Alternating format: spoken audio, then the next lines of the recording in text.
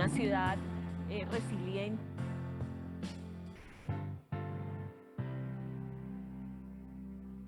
May I have your attention, please? So we are going to provide a simultaneous interpretation service during the forum. So if you need the service, please use the receiver, channel number 5 for Korean, 6 for English, and 7 for French. And online participant could also select your preferred language on platform. And for the smooth progress of the conference, please wear a mask during the forum, and please make sure that your phone is on silent mode. So we'll see you in a while. Thank you for your cooperation.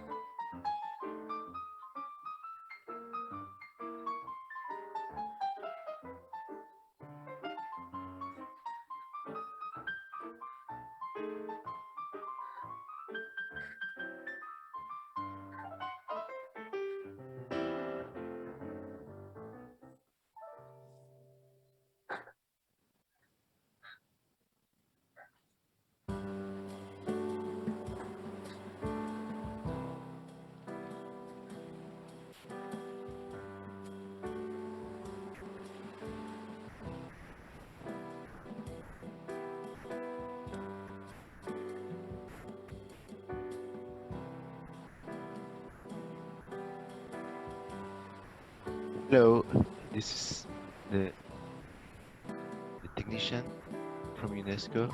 Please, could you give me the host for finish the configuration of English and French interpreters? Please. If not, it's not gonna work. Thank you.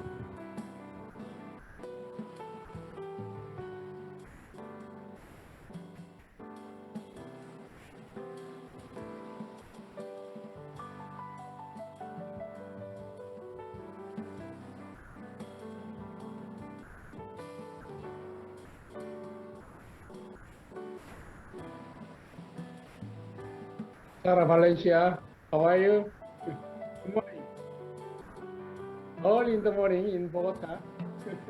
4 o'clock.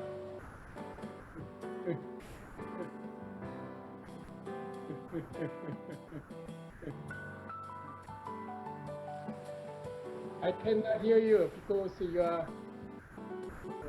Please.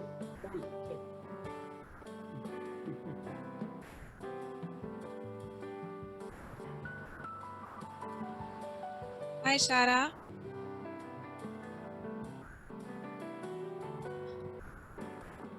Can you hear me?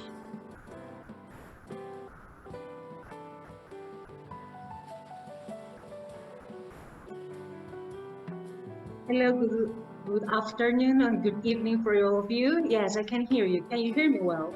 Yes, we can hear you. This is Sofia from UIL. Just to let you know, I will be helping you with the questions on the chat. You are in mute now.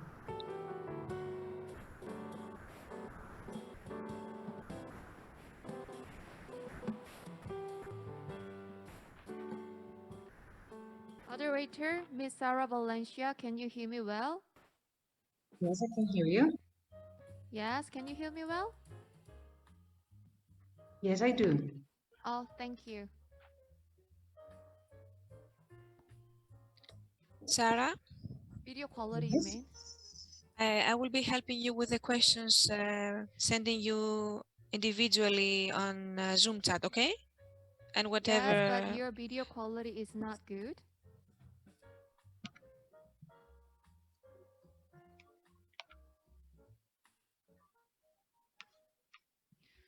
So your video quality is not good. So would you please Mine. coordinate your video quality?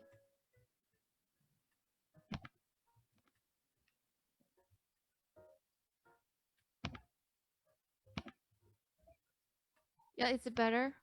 It's okay. So we can move. Can we start? Okay, I can ladies hear and you. gentlemen and distinguished guests, a very warm welcome to the 5th International Conference on Learning Cities. My name is Minhwa Kim, and it's my great pleasure for me to be your MC today. As you know, we are still in the grip of COVID-19, but there is one thing that we have learned from this challenge. That is, no one can overcome this challenge alone. So we have to work together to fight and move forward. In this sense, the subject of today's session is more meaningful than any other times. The subject of this session is inclusive education in learning for health. And we are joined by 5 speakers for this session. And after all of the speeches, we are going to have a short Q&A session. So if you have any questions about the presentation, please leave them in chat room. So it's time to pass the mic to the Miss Sarah Valencia, the moderator of today's session. So Miss Sarah Valencia, mic is yours. Thank you. Good afternoon, good evening, and good morning for all the people that is joining us. Also to our organizers, to the event, and all the panelists that are going to be with us sharing their experiences about different approaches for inclusive education in learning for health. Today, in this panel, we're going to have 5 distinguished guests. First, we're going to have the presentation of Alexandra Gudelo Ruiz. She is the Secretary of Education in Medellin, Colombia. Then we're going to have the presentation of Mr. Carlos Nofri, representative of Fermo, Italy. Then we're going to have the presentation of Queen Jun, Chief of Lifelong Education Division in Chengdu Municipal from China. Following, we have Councillor Daniel Bottle, Mayor of Limerick in Ireland. And then to close our panel, we have Mr. Seok Jin Moon, Mayor of Chengdu in the Republic of Korea. So thank you for everybody. And we want to listen about all these inclusive education strategies for equitable long life learning, and also how different vulnerable populations were involved and can be involved in the design and implementation of different strategies to health-oriented learning activities. So welcome to all of you, and then we're going to give the word to Alexandra Agudelo Ruiz.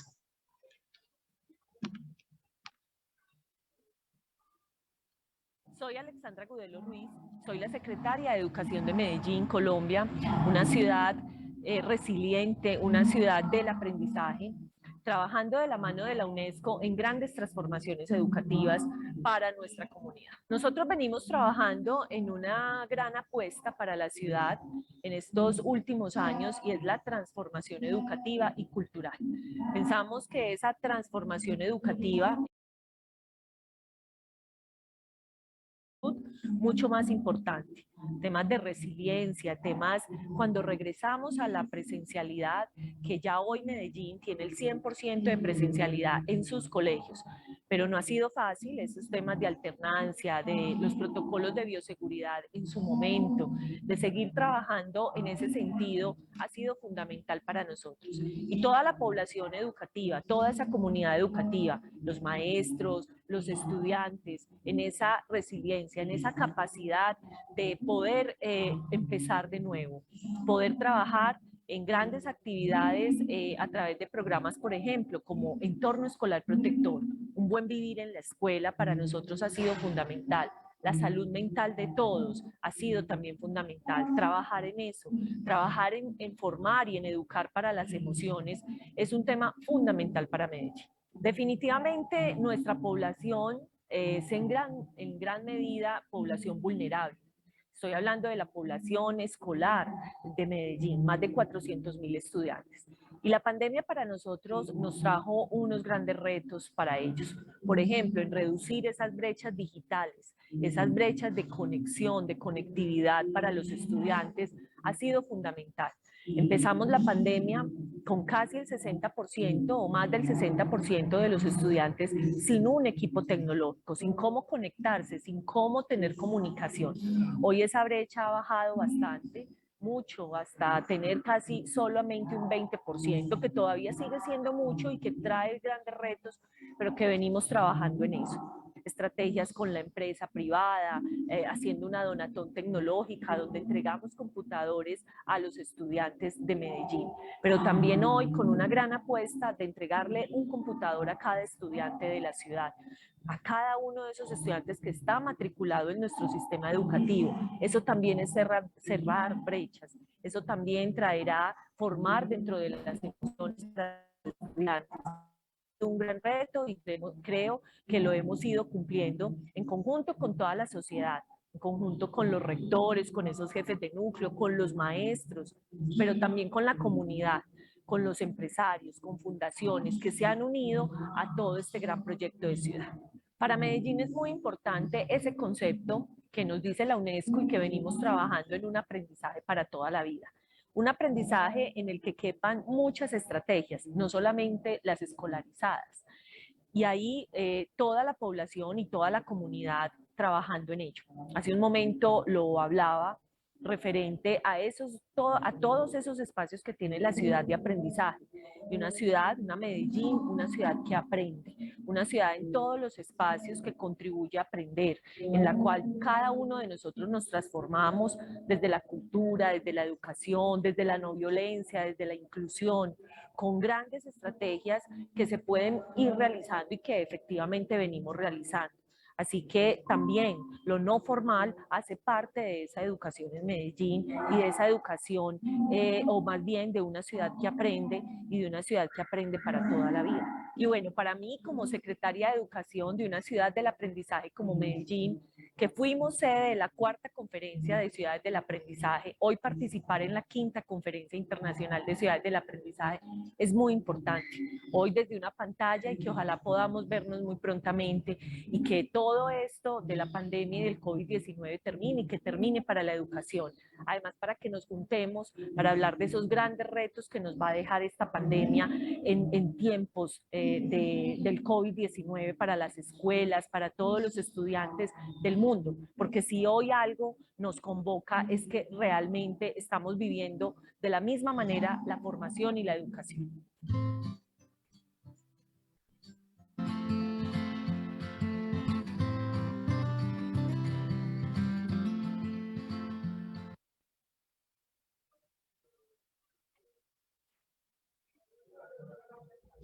Thank you, Dr. Alexandra, for your words and experience of Medellin. Now we're going to continue with the presentation of Mr. Carlo Nofri, representative of Foro, Italy. Thank you, Sarah. First of all, I would like to bring the greetings to the conference of the mayor of the city of Fermo, Paolo Calcinaro, and I want to thank the city of Yansul and the UNESCO for this opportunity to address a speech to such a big audience about our experience. I have prepared some slides and I would like to start with the first one that you can see, equity, inclusion, and education. These are three basic concepts, but what we do need, this is our general opinion, is a sort of a cultural revolution involving the three of them. Next dia, please. What lesson we have learned from the pandemic? I will start from here. First of all, we cannot expect to assure quality in education by simply resorting to remote teaching. This is the first lesson. Remote education is a new opportunity, in some cases irreplaceable, yet it is not the faithful replication of the school experience in presence. School remains the place where people grow both culturally and socially. And this is true not only for young people, but also for all learners.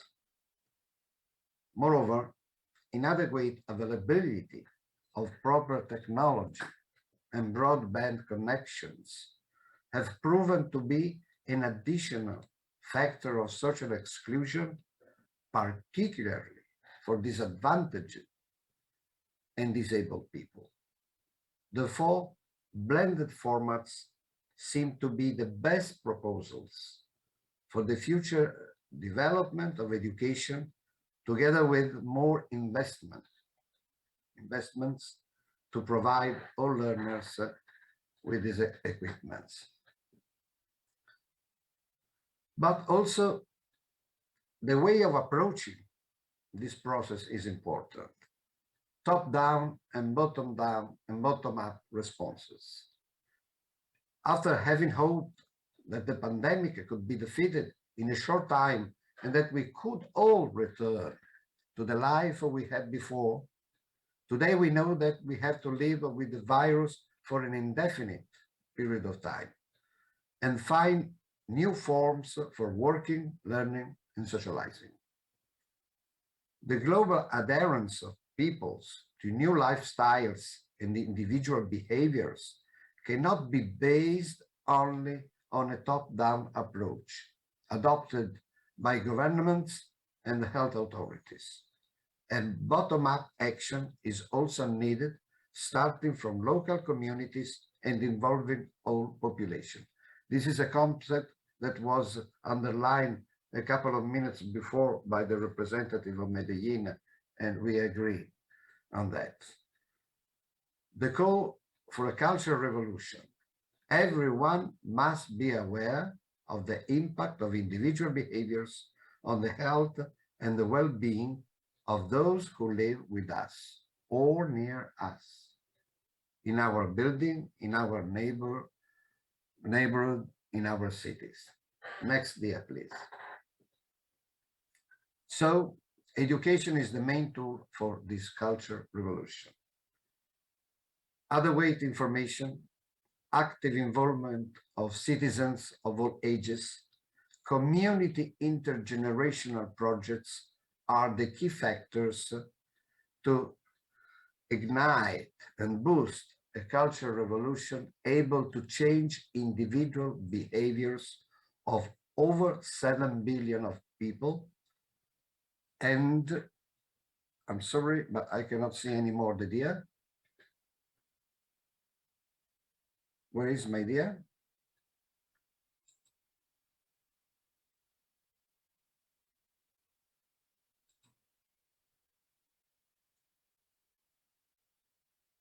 Of over 7 billion people and meet the challenges of the new millennium, starting from the pandemic.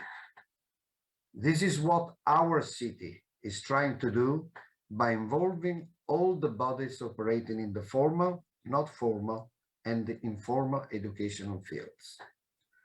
And this is also what the Italian cities belonging to the global network of learning cities are trying to do through local and transversal alliances for education. This is a common goal in progress sustained by our National Coordination Board of Learning Cities, including Turin, Fermo, Palermo, Lucca, and Trieste. And I'm here also to represent them since I'm the spokesman of the coordinating committee. Next, dear, please. Nobody can be left behind. This is the general message. It is clear to everyone that the pandemic has exacerbated the difficulties of the most vulnerable categories: physically and mentally disabled, migrants, elderly, unemployed, needs, and so on. Among the actions that our city is carrying out to support this categories, it is worth mentioning a pilot project that is taking its first steps and is aimed at a particular category of disabled. The project is called Fermo, First Italian Deaf-Friendly City, a community project where citizens, associations, schools, public and private institutions collaborate in the common goal of breaking down communication barriers for residents and visitors. And of course, we are willing to exchange best practices and experiences with other cities of the global network. I mean, first of all, the cluster Equity and Inclusion working on similar projects. Next, dear, please.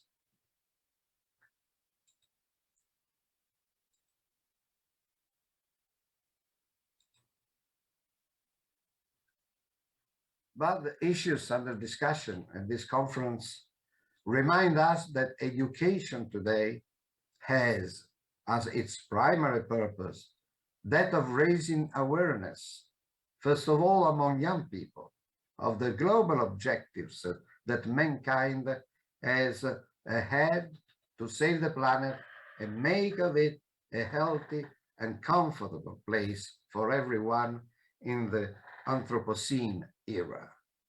This means, first of all, knowing the goals for sustainable development set in the UN Agenda 2030. The key documents of UNESCO on this topic and the results of the research work of international scientific and academic institutions on these issues. That is why our learning city will bring to the attention of the Italian school authorities a proposal: make of education for sustainable development a compulsory subject in every school. And today we say, here in this conference, what about launching this proposal in each country? I want to leave you with a quotation. Next, dear, please. It's a quotation coming from a famous Italian writer, Pier Paolo Pasolini.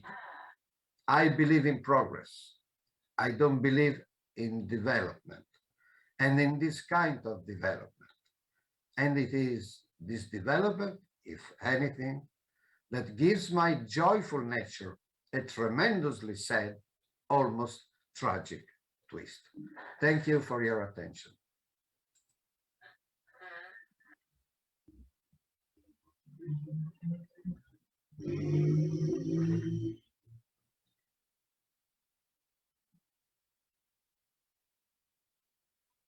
Thank you, Mr. Carlo Nofri, for your experience and all the insightful points that you have made about this process of learning for inclusion, also in Italy, not just in Fermo. So right now we're going to our next speaker, that's Ms.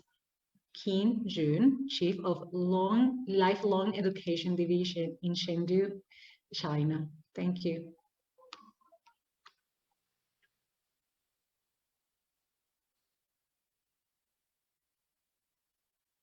尊敬的主持人、女士们、先生们，大家好。 존경하는 과장님, 我是秦俊，成都市教育局终身教育处处长。非常荣幸受邀参加本次会议。我将就成都市作为学习型城市，在后疫情时期的健康教育举措进行分享。成都是中国建设中的公园城市示范区。2020年，成都市 GDP 达到1.77万亿元人民币。目前，市域内常住人口已超过2000万。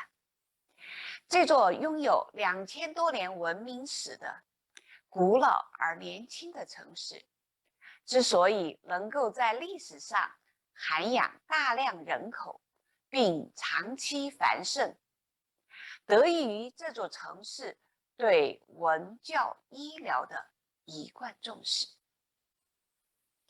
早在公元前141年，成都的文翁实事便开启了中国地方官办学校之先河。北宋年间，成都医生唐胜威所著《内政本草》成为当世医学教育经典，并成为后世熟知中医医学巨著《本草纲目》的编写蓝本。近年来，成都开展终身教育成效显著。2019年，荣获了联合国教科文组织学习型城市奖。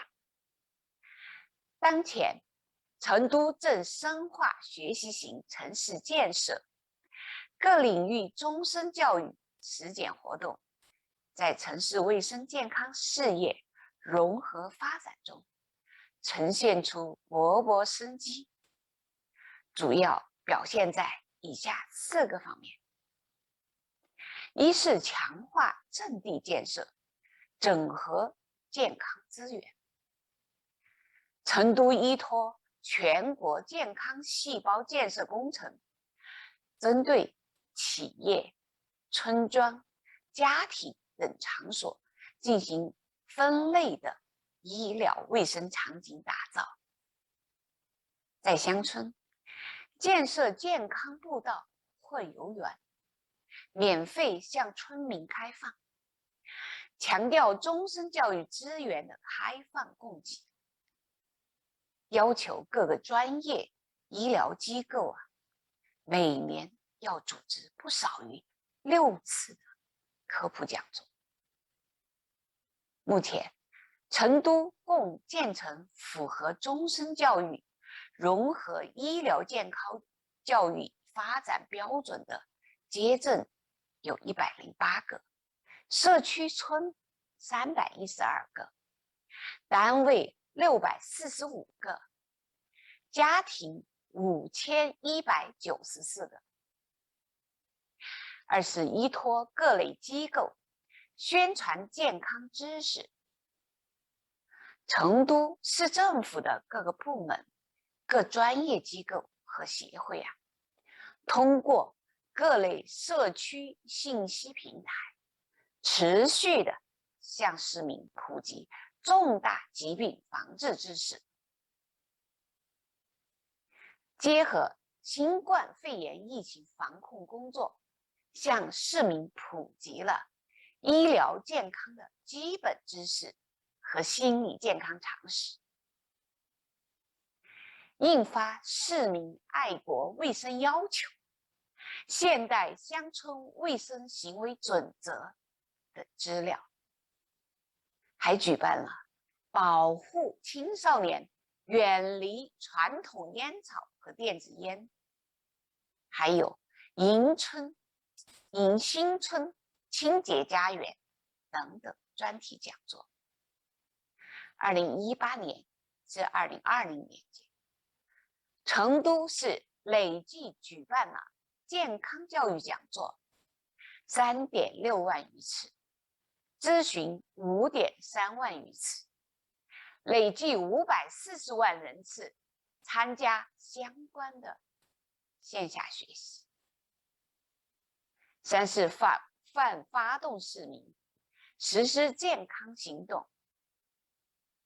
2020年，成都全市依托社区机构实施并完成了包括控油壶、限盐品和健康教育卡片的这样一种健康生活工具包的派发活动，共计发放了474万余份。3年来，成都以共建健康城市相关内容为主题，连续开展全民健康知识竞赛活动，吸引全市市民参与知识竞答，在线答题市民参与人数日高峰达到了35万。最后是服务弱势群体，助力社会治理。在中小学校，我们面向学生开设了卫生健康教育课程，卫生部门对老年人开展了保健常识以及防骗指南的专题讲座。助残服务机构对残疾人和他的家属开展了康复医疗培训。乡村的社区学校通过创作顺口溜、播放爸爸电影等形式，向村民开展了防疫宣传。在新冠肺炎疫情爆发后，成都市终身教育机构的专兼职教师和我们的居民学习社团学员纷纷奔赴抗疫一线，参与了大量的志愿服务活动。正是由于有终身学习和医疗健康事业的持续链接，成都才得以用更快的速度整合全社会的力量，控制疫情，成为中国拥有1000万人口的特大城市中感染率最低的城市之一。以上就是我代表成都市做的分享，谢谢大家。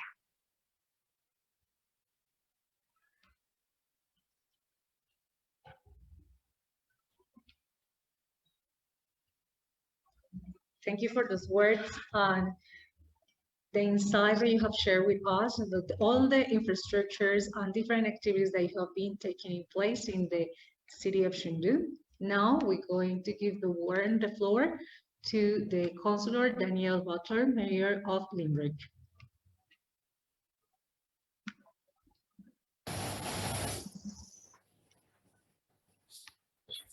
Elected representatives, members of the UNESCO Global Network of Learning and Cities, and the conference delegates joining the session both in person and indeed online.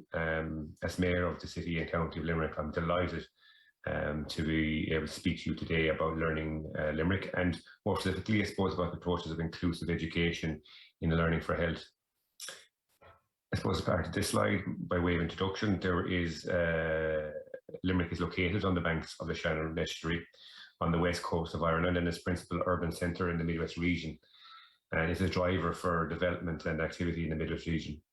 Limerick City and County has a population of almost 200,000, and Limerick City County Council is the local authority for that region. We have the third largest English-speaking city in the EU, something we're hugely proud of, and Limerick is indeed a very active member of both the UNESCO Global Network and the Irish Network of Learning Cities. The Limerick, the Learning Limerick Steering Group is a partnership forum, and that brings together sectoral networks and partnerships, and is committed to creating a culture of learning in Limerick. This is very ably led by the Limerick and Clare Education and Training Board, Limerick City and County Council, and local development company Paul Partnership. It is made up of statutory, local development, business and community and voluntary sector partners that have a role in learning in Limerick. The original Limerick City of Learning Steering Group was established as a subcommittee of the Limerick City Development Board in 2002, And the expansion of its membership in 2013 to include both the city and county partners resulted in the name of the group being rebranded to Learning Limerick. This followed the amalgamation of Limerick City and County Councils that year. The Learning Limerick Strategic Plan positions learning at the centre of development planning in the Limerick region in all communities, sectors and settings. I suppose the group has held an annual Limerick Lifelong Learning Festival, which has been a vibrant one since 2011. The festival promotes learning in all its forms, in all aspects of life, and works with our local communities to include both formal and non-formal learning, including performances, taster sessions, tours, displays, lectures, walks, demonstrations, and workshops. So there's a real great variety in how people can engage in a learning experience. The group continued to offer the festival in a virtual form in 2020, and they're to be commended in that regard. And 2021, despite the challenges faced by the restrictions, the programme included over 100 events. The festival's theme this year was New Futures, New Adventures in Learning. We are celebrating the resilience of our local communities, something exemplified over the last 16 to 18 months. The Learning Ambassadors project commenced in 2019. The ambassadors are Limerick people from all walks of life, united by a common interest in promoting, developing, and celebrating learning in all its forms. They are welcoming, friendly, and proud that Limerick is a UNESCO learning region. They are willing to share their experiences of formal and informal learning and happy to help others find opportunities for learning, of which there are many in Limerick. The ambassadors took part in a series of video interviews on their stories and why they are passionate about becoming a learning ambassador. They've also participated in interview and discussions for international webinar events as well, which is a unique and very great learning experience in of itself. Learning Limerick supports the work of the Limerick Community Education Network, LCEN, a network that works collectively in the provision of community education and represents 15 organisations and 3,000 adults in Limerick City.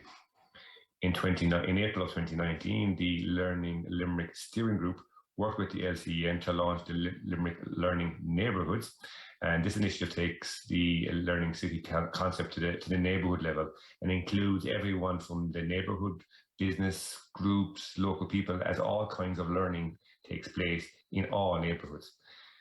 Limerick City and County Council also leads on the Healthy Limerick project, something I was part of the initial steering group of proudly.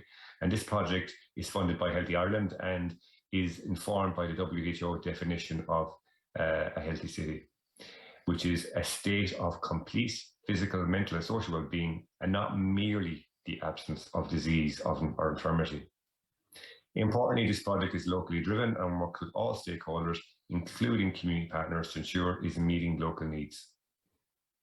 As part of Healthy Limerick, current initiatives this year include the Social Health Education Project, a successful project established in Limerick City, has been expanded to County Limerick, and this includes community education for health and wellbeing programme, the Limerick Food Partnership, which is a strategic collaboration to work on awareness raising, improving access and increasing the supply of health food options to its target communities in Limerick City and County.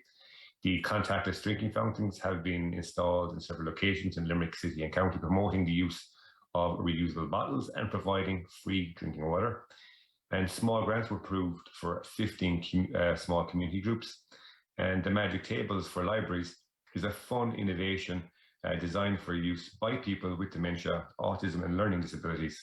The aim of the Magic Table is to create moments of joy for the users, as well as increasing physical and cognitive activity. Design and build of a native Wi-Fi biodiversity area in Bagastay on the south side of the city was another initiative, and Not Around Us is about promoting an environment where it is easier for those who smoke to quit and to help denormalise smoking for the next generation. Not Around Us is another step towards a tobacco-free Limerick and awarded a gold medal by the World Health Organization as part of the World No Tobacco Day Awards in 2020. And like health and education, both of them are all our responsibilities. Some of the Healthy Limerick support during COVID-19 We had the COVID-19 Community Response Forum hosted by Limerick City and County Council to ensure that vulnerable members of the community or those living alone could access vital deliveries and social care supports. The Keep Well campaign is aimed at showing people how we can mind our physical and mental health and well-being by adding healthy and helpful habits to our routines. Community, social, health and family support services available to help meet your and your family's needs as well were provided. Resources for migrant health in response to COVID-19 partner packs and up-to-date resources. The Let's Play Ireland is a whole of government campaign led to promote the importance of play and to provide play resources for families. There are resources available on the Let's Play Ireland website. All amazing initiatives. So in conclusion, our Learning Limerick and Healthy Limerick initiatives outlined have helped build up on an awareness of the value and the many benefits of learning. The initiatives have a focus on working with communities to develop and support non-formal learning opportunities that foster health and well-being.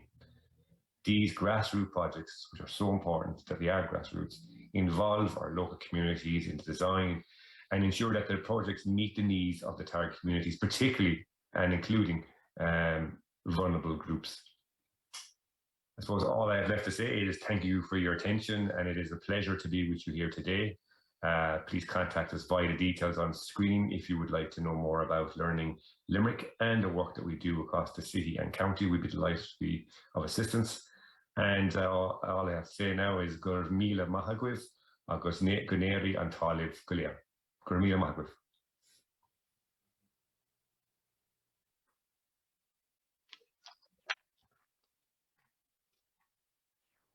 Thank you, Mayor, for your words and your experience about learning Limerick, about healthy Limerick as well, and all the initiatives that we want to follow up in the conversation panel.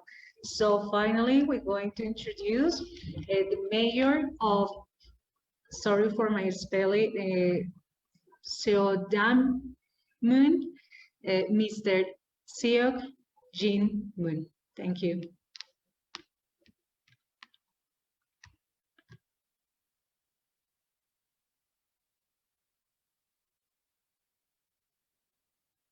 Okay. Good morning. All in the morning. Porta. And others, the good afternoon. This is 서대문구 Mayor Seok Moon. What would like to present today is to give an example of our city policy related to lifelong learning and health for social vulnerable groups.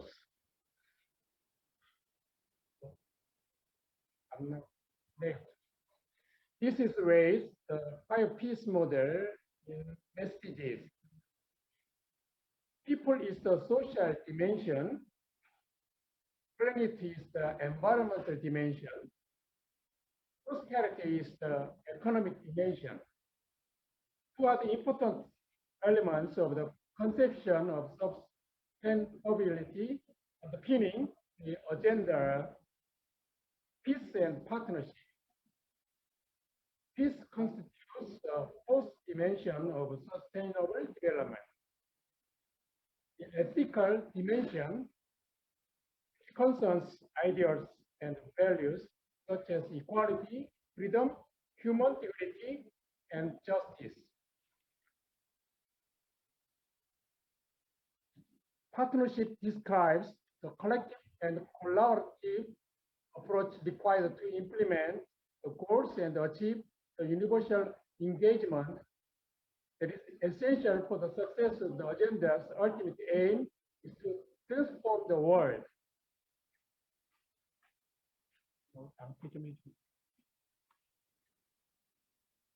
Education is contributing to the 17 SDGs.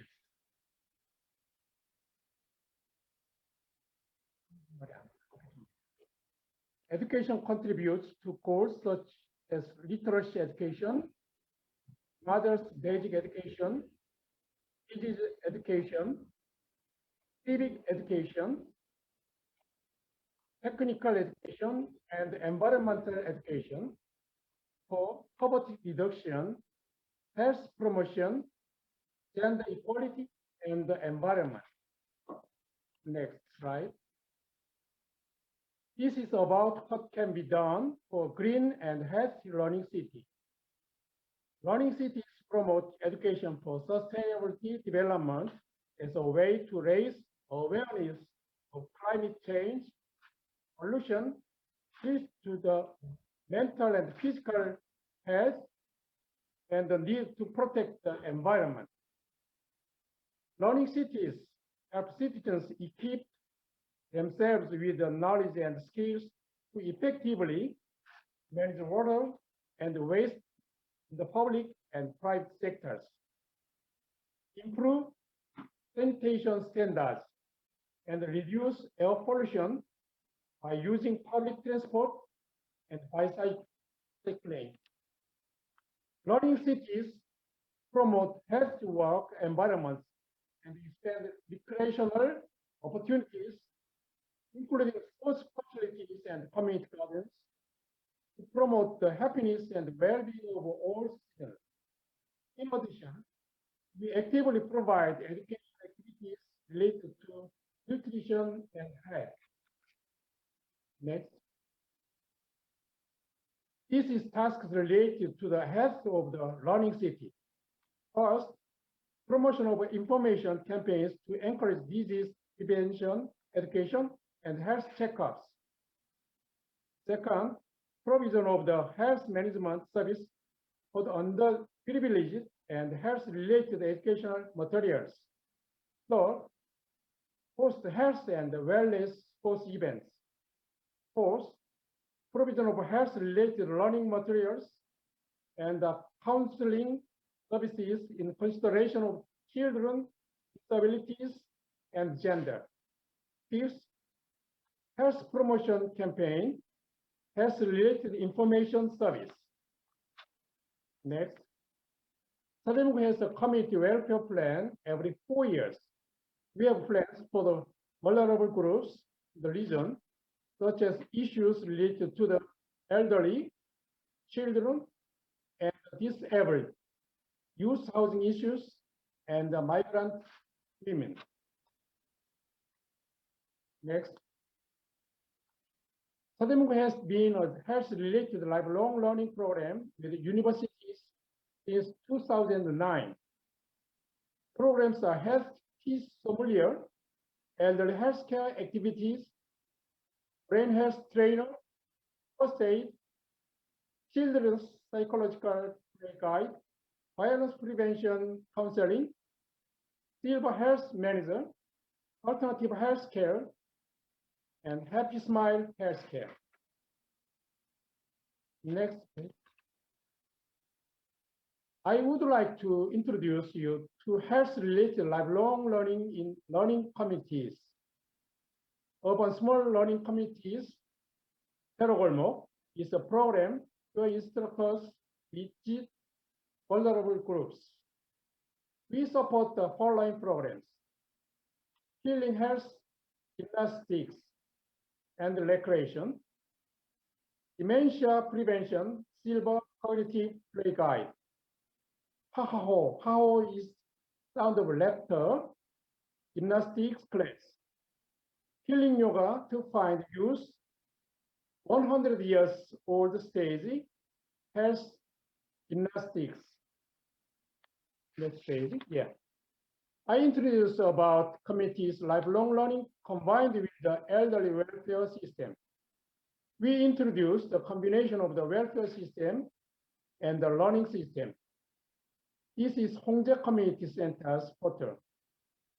The second floor is the Community Learning Center.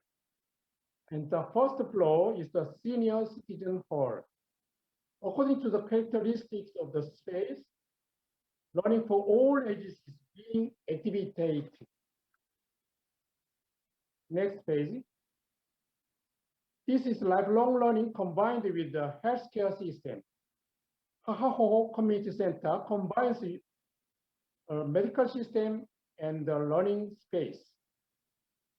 Programs include laughter, health and vitality promotion, flower making, walking and poetry, blogging, smartphone education, house interior. Next page. In Korea, AI care is for the elderly. There are 9 universities in our southern city, and there are many large research institutes in the fields of the artificial intelligence and health. Grandma, it's time for some pills. Friend both say. When the doll presses on each ear, it learns the gymnastics program, and when it touches its back, it says hello.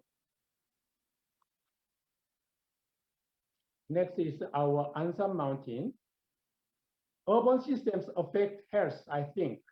Let's watch the video of Ansan Mountain in Southern City. Please show the video. No?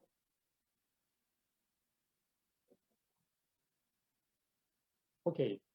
This you can see the Ansan Mountain, and the Ansan is we established barrier-free trail in our mountain, and the disabled persons can walk in a wheelchair, and it's our Ansan Mountain wooden trail, and if one starts the starting point, and then he walked through around our Ansan, and then he can reach the starting point.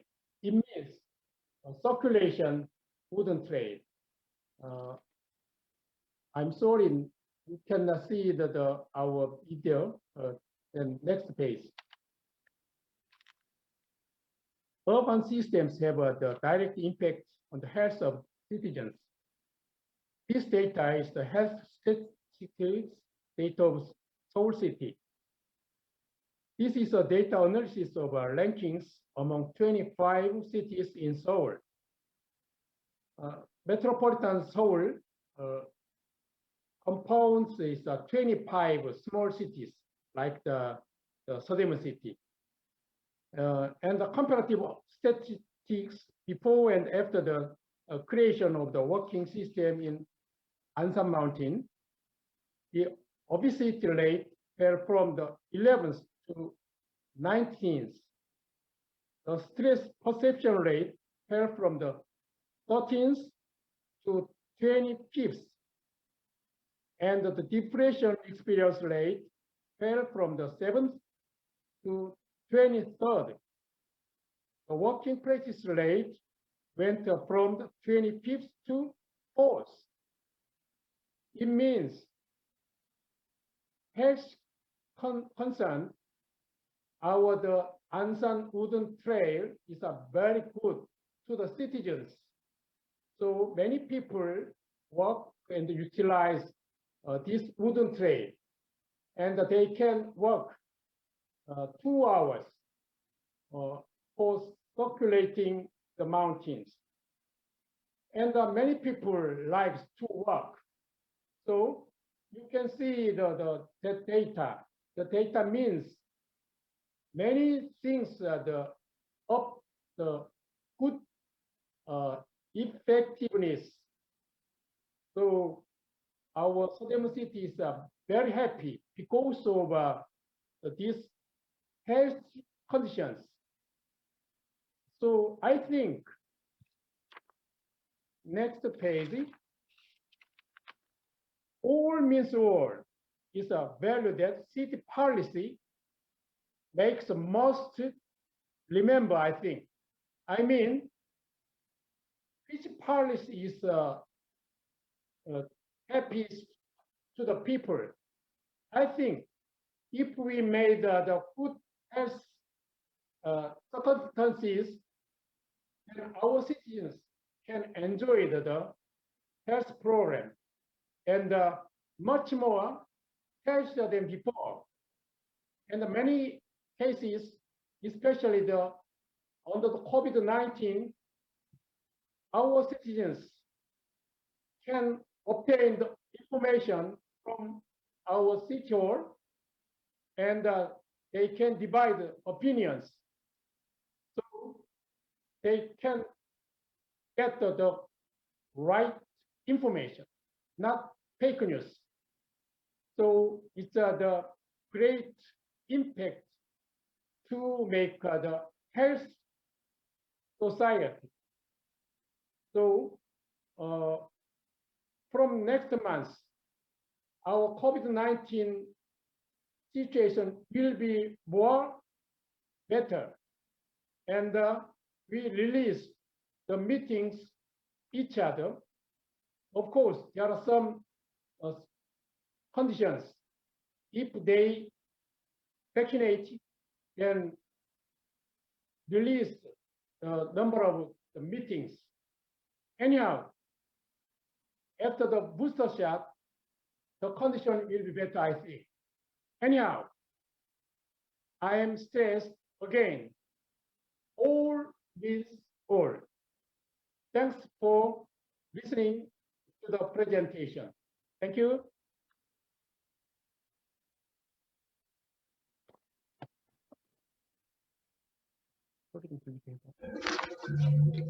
Thank you, Mayor, for your words and the explanation of the programs, but also the framework that you have shared with us about these 5 Ps and the examples that you have settled, specifically to think about the people, the planet, the prosperity, peace, and different partnerships that are part of what we aim in this conference. So before to proceed with the following part of our session, I want to wrap up the 5 interventions that we have been hearing, that each one has been tackled specific and very important points. First of all, everyone has been talking about different populations that we have, and the populations that different strategies have been tackled is migration, migrants, poor people, physical people with disabilities, elder people, children, adults with dementia also, and people and mothers also that are really part in this learning process.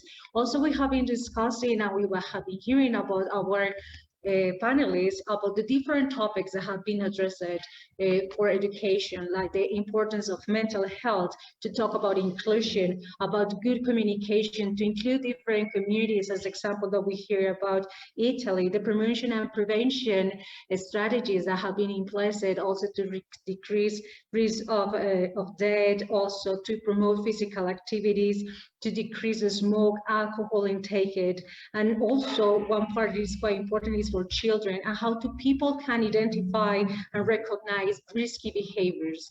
And that is part of learning, when you know what to recognize and how to take part of an active choice, and also search for help, how to promote physical activity. We have been also listening about the importance of different infrastructures, not just the physical places for people to take an encounter and to learn, but also the world and the planet and the environment, and how we should take care of that space. Also the schools, and how the schools cannot be replaced by virtual atmospheres as the one that we have been living through the pandemic. Schools are points of places to get together and learn in a way between generations.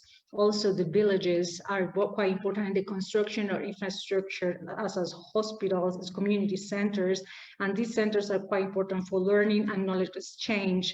So these infrastructures are also quite important to promote and enhance these learning experiences for all the population and also for vulnerable population. We also need different enablers that help us to connect the points and the dots. First of all, we were discussing about policies, and we have here politicians and people that are talking and thinking about these policies to implement, take place, and to operationalize those ones through different programs. And we really listen great examples of programs that took place in different countries to promote lifelong learning in these different vulnerable populations. Also, communities are central. They are the key learners for this process, and also technology. We hear in our first panelists about the technological gap and how it was crucial to close that gap for reach and to educate people through the pandemic, because access to technology is quite important, and also to close different gaps and to promote and implement the programs alliance with public and private sectors.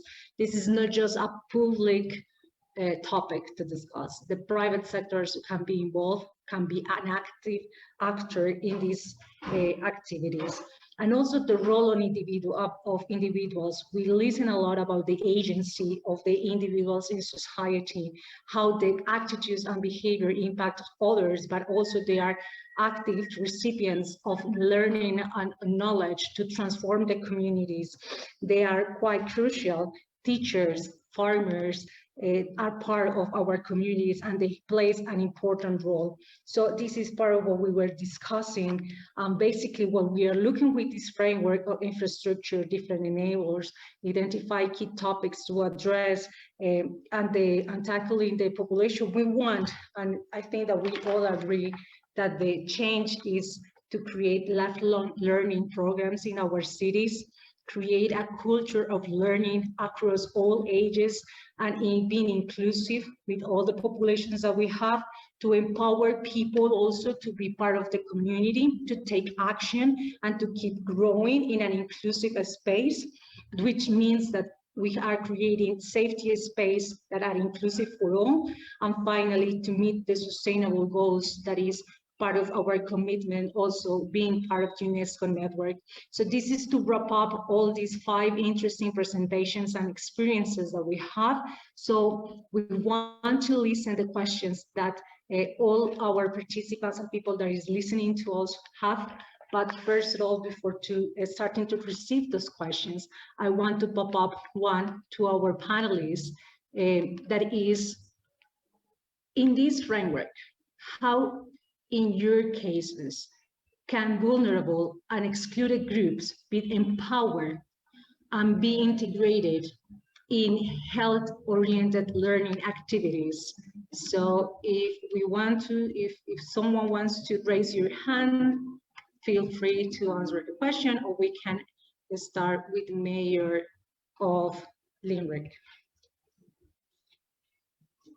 Thanks, Sarah, and I'm delighted to be greeting you on a fine morning here in Ireland, in Limerick, and greetings to you in Colombia. I know our Learning Cities team visited you a couple of years ago in Bogota and Medellin, so greetings from them. Look, this morning's proceedings has been really amazing, and it's been great to see how people have prioritized vulnerable groups, something that's a huge priority for us here, and it's really done across the various countries that I can see, and here in Limerick, through supporting and working in partnership with local groups, ensuring that the learner voice is central to what we design and how we engage with those groups through our learning strategies. We have used and empowered the voice through our Learning Limerick Ambassadors projects, which ensures that their voices are heard in relation to their own education development. So the ambassadors are from all walks of life in Limerick. So I suppose they reflect the community from which they come from, and those listening in will be able to connect with them and relate, and hopefully be inspired by their journeys, and hopefully then engage in learning. The local the Limerick Community Education Network, is just that. It's a network of people across our city, and it's a ground-up approach, using the various stakeholders in the communities that have that network to be able to leverage. So it's that ground-up approach, Sarah, I guess, and it's that partnership approach, and that's the empowerment of key voices, so that we're not just offering learning, but we're also promoting leadership within our communities for learning. Thank you, Mayor. Now, Mr. Moon. I wanted to comment about the technical gap, how we overcome the technical gap under the COVID-19 situations. Before the summer, I think we provide the digital device to all students. And in that case, we need the budget. So I suggested to give the all digital devices to our students, especially who is belongs to the vulnerable groups. And every school, I established the Wi-Fi system totally, and they can communicate easily. And even though the online system, every student get the digital device, and they can touch with the teaching from the teachers through the Wi-Fi circumstances. So it's a very important, I think.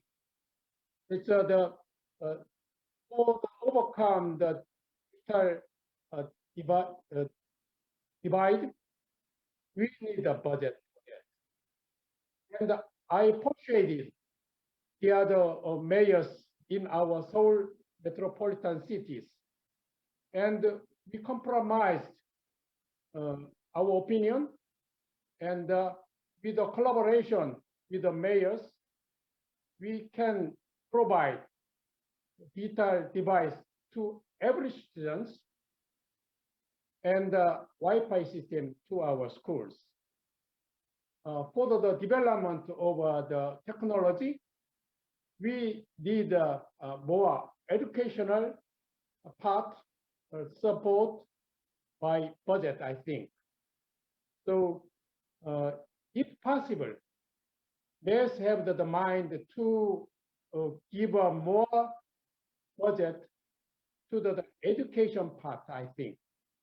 And to overcome this problem of our digital divide and technical gap, I think we have to mind to give our materials to the education.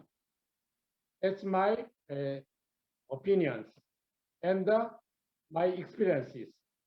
So in our city, anyhow, the digital divide is not so big. We can reduce the gap. Thank you.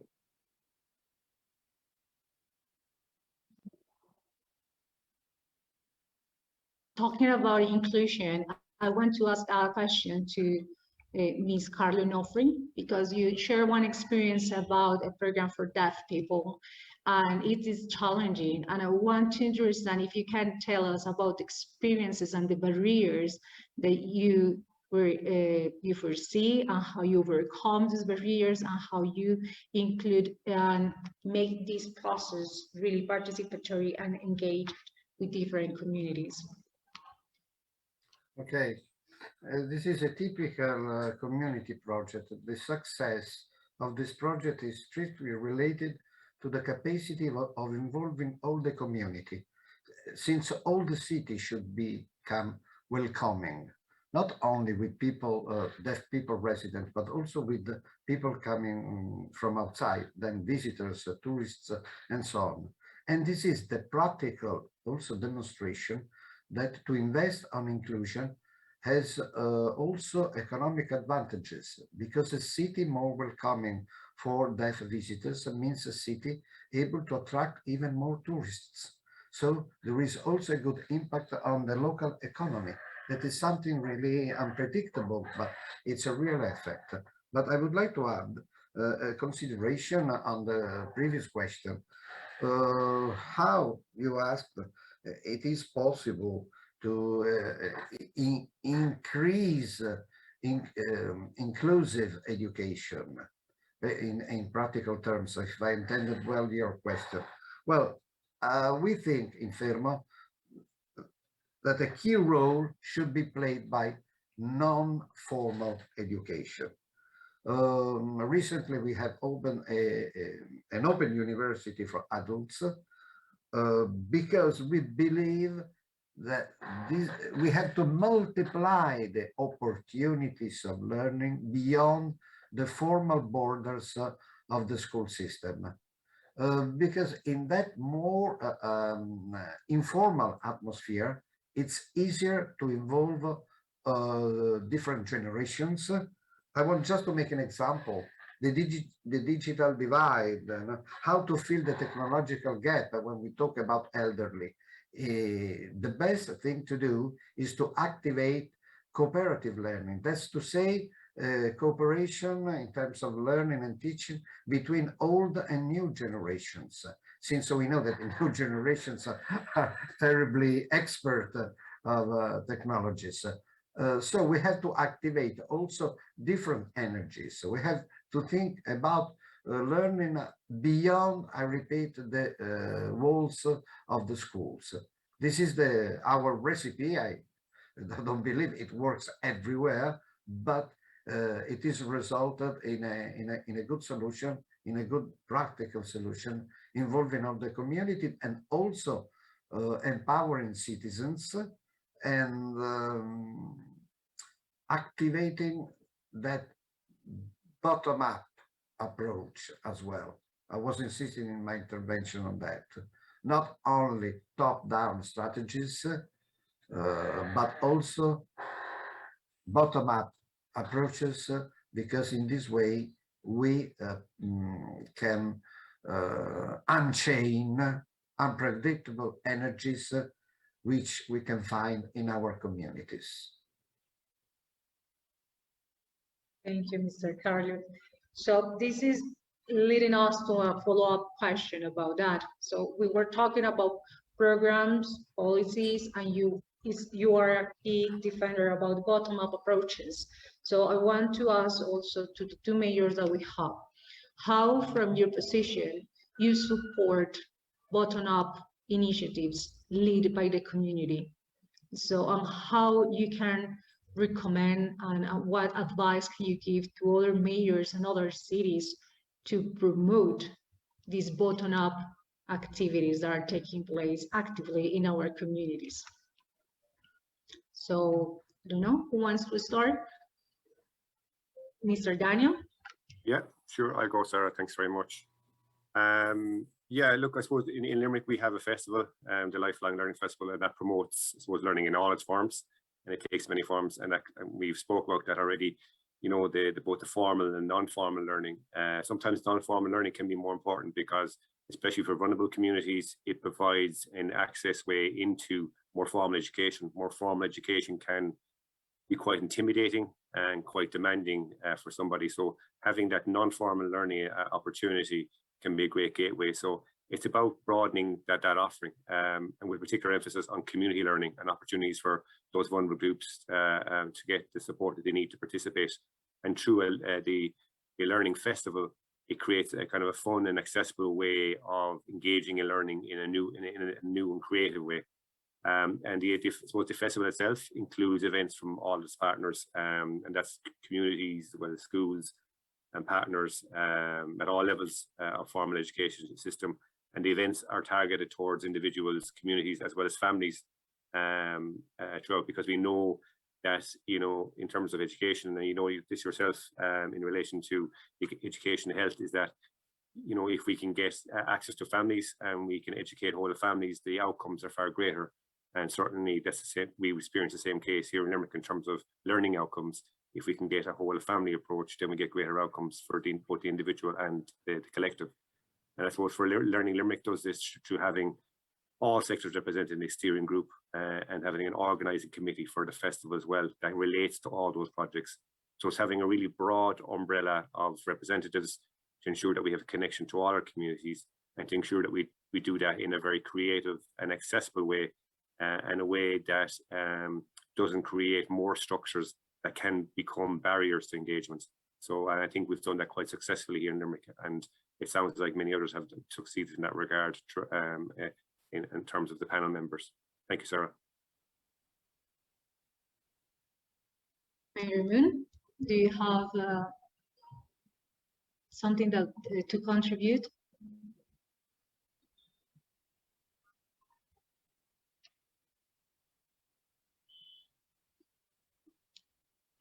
We cannot hear you.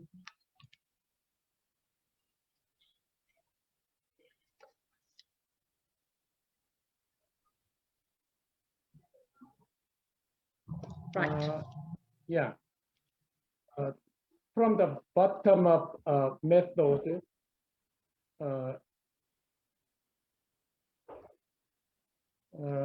I suggest another way. I mentioned about the wooden trail in our mountain. It's very famous to our students. The wooden trail made only the flat, so no barrier to walk. So each of the person can utilize this wooden trail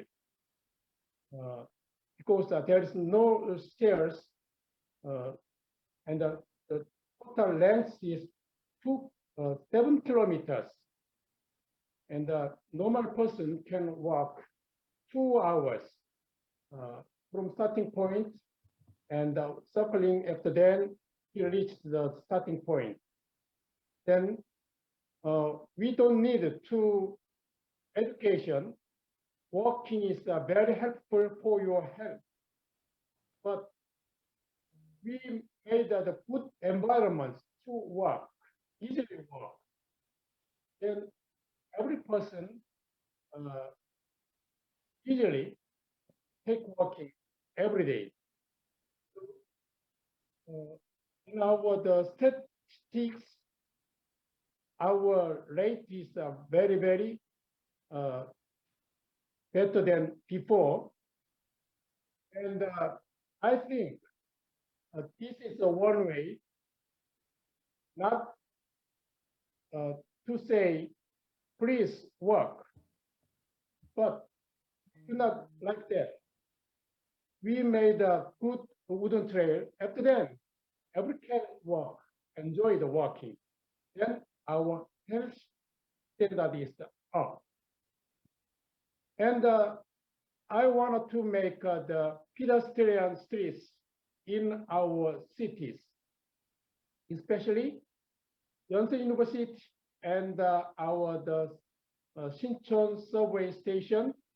There is 500 meters, and every weekend it's just pedestrian streets. Then many persons can walk at the place, and many performance also held at the place. So it's the one way. It's a one how we can develop more good way is the making the environment by city, I think. So we can divide the many opinions between learning cities.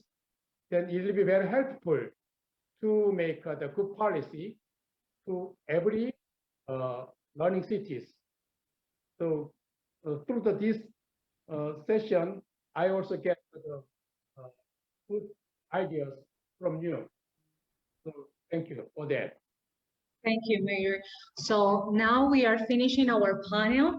So basically from this last part, we have pointed out the importance of these encounter places created and the markets and the promotion of formal knowledge exchange to create also in those places bottom-up initiatives that can be fostered by the environment, but also can be fostered by public initiatives that promote what the communities have there to promote and to provide to the different environments of families and also places where they are. So thank you so much for your time. Thank you for our panelists for the time, for all the shared knowledge that you have given us this afternoon, this evening, and this morning. And also thank you to UNESCO for organizing this event. We hope to see you in the next panels and at the end of the event. So thank you to all of you. Thank you, Sarah. Thank you, Yanzu. Thank you. Thank you. Thank you for the opportunity. Thank you. Thank you, moderator, and all the speakers for your presentation today. Thank you. Well, and my special thanks also go to all the participations who have joined us until this late time. And it's time to wrap up all the sessions we have prepared for you. So once again, thank you and goodbye. Bye. Goodbye. It was really nice to meet you. Thank you, Sarah. Thank you. Goodbye. Still it's all in the morning. And bye. We'll see if yeah. I have an app before going to work. Yeah. Bye.